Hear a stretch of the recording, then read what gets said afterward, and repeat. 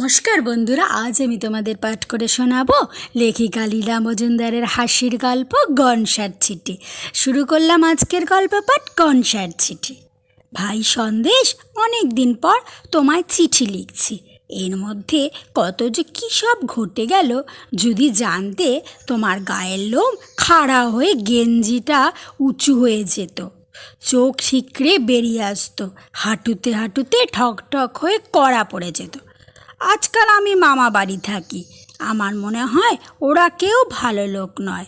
এদের মধ্যে মাস্টারমশাই তো আবার ম্যাজিক জানেন, আমি ম্যাজিক করতে দেখিনি, কিন্তু মন্দা বলেছে ওর স্কুলে বছরের প্রথম প্রথম মেলায় ছেলেপুলে থাকে, আর শেষের দিকে গুটি কত টিম টিম করে।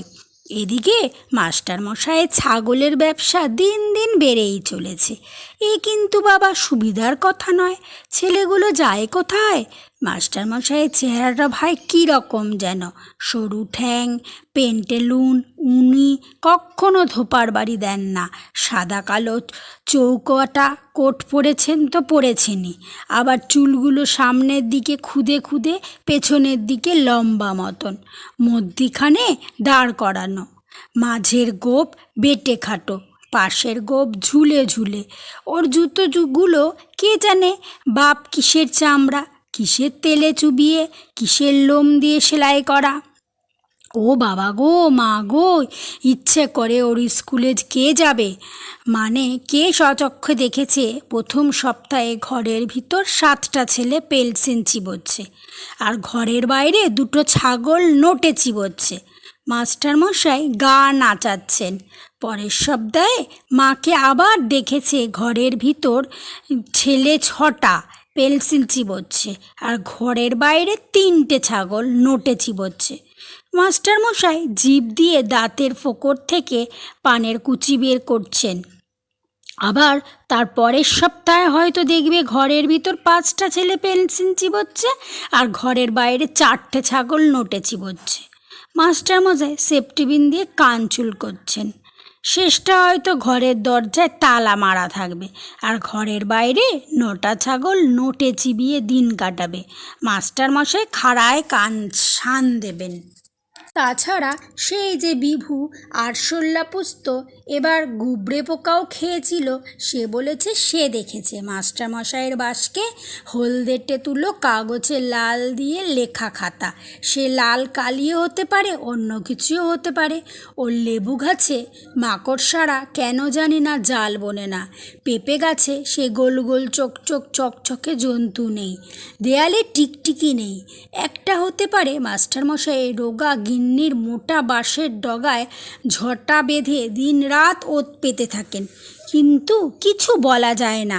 মন্দা ও বাড়ি কোনো মতেই যায় না, মেজো বাড়ি ছায়াটি মারায় না, আর ছোট ছেলে ধনা তাও বাড়ির গায়ে হাওয়া গায়ে লাগলেই সর্দি কাশি হয়ে যায়। রামশরণ পর্যন্ত বাড়ির কুল খায় না। গুড়িমায় মা সজনে ডাঁটা নেয় না, মা কিন্তু ওদের কুমড়ো ডাঁটা দিব্যি খান। আর বড় মামা তো ওরই দাদা, ওই একই ধাত, চমৎকার গল্প বলতে পারেন, কিন্তু ভূত কি ম্যাজিক কি মন্তর পড়া এসব একেবারে বিশ্বাস করেন না। কে জানে কোনো দিন হয়তো কান ধরেই ওই স্কুলে আমাকে ভর্তি করে দেবেন, আর শেষটা কি সারা জীবন ব্যয় ব্যয় করে নোটে চিবুন। স্কুল থেকে ফিরতে দেরি হয়ে দেখে বড় মামা হয়তো চটি পায়ে খোঁজ নিতে গিয়ে দেখবেন পাথরের উপর সিংহসে শন দিচ্ছি। কেউ কেউ ফ্যাত ফ্যাত কান্না পেয়ে গেল। ভাই, 8 দিনে তোমায় লিখছি ভাই, আর হয়তো লেখা হবে না। দিব্যি টের পাচ্ছি দিন ঘনিয়ে আসছে। বড় মামা যখন তখন আমার দিকে তাকিয়ে তাকিয়ে গোফের ফাঁকে বিশ্রী ফ্যাচর ফ্যাচর হাসেন। বুঝেছি গতিক ভালো নয়। 2-1বার 3তলা ছাদে গিয়ে ব্যয় করে ডেকে দেখেছি, সে আমায় ঠিক হয় না। কেউ যখন দেখছেন না, গোটা কতক দুব্বো ঘাস চিবিয়ে দেখেছি বদ খেতে, তাতে আবার ছোট শুঁয়ো পোকা ছিল। ফোনকে বলেছে গলায় দড়ি বেঁধে একটু টেনে বেড়াতে, কিন্তু ও রাজি হলো না।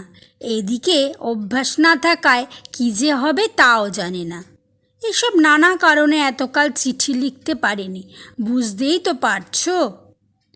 একদিন সন্ধ্যাকালা আর তর সইল না।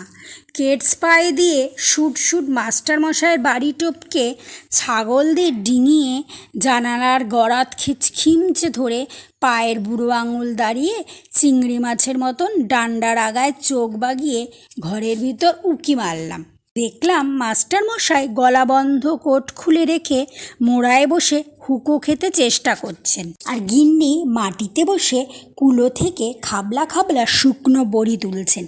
কোনটা আস্ত উঠেছে গিন্নি হাসছেন, কোনোটা আবার আধখাচড়া উঠেছে গিন্নি দাঁত কিরমির করছেন। কিন্তু আনন্দের চোটে যেই খচমচ করে উঠেছি, মাস্টারমশাই চমকে বললেন, ওটা কী রে? ভাবলুম এবার তো গেছি।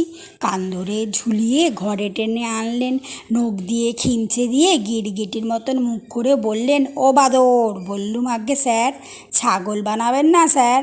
বললেন, বাদর আবার কবে ছাগল হয় রে? গিন্নি ফিসফিস করে যেন বললেন, ওটিকে রাখো, আমি পুষবো। ভয়ের চোটে কেঁদে ফেললুম। গিন্নি মাথায় হাত বুলিয়ে শিং আছে কি না দেখে বললেন, তোমার মতন আমার একটি খোকা ছিল। জিজ্ঞেস করলুম, তার কি হলো? বললেন, তার এখন দাড়ি গজিয়েছে বলে বড় বড় বাতাসা খেতে দিলেন। তারপর বাড়ি চলে গেলাম। জিজ্ঞাসা করতে সাহস হলো না দাড়ির সঙ্গে সঙ্গে খুঁড়ো গজিয়েছিল কি না। স্কুলের কথা এখনও কিছু ঠিক হয়নি। এই ফাঁকে তোমায় লিখছি, এ চিঠির আর উত্তর দিও। দেখা করতেও চাও তো খোড়ায় টোয়ারে খোঁজ নিতে করো। ইতি তোমার গনসা। নমস্কার। আমার গল্প পাঠ এখানেই শেষ হলো। গল্পটা যদি ভালো লাগে তাহলে একটা লাইক আর কমেন্ট করে অবশ্যই জানাবেন, আর চ্যানেলটা সাবস্ক্রাইব করে আমার পাশে থাকবেন।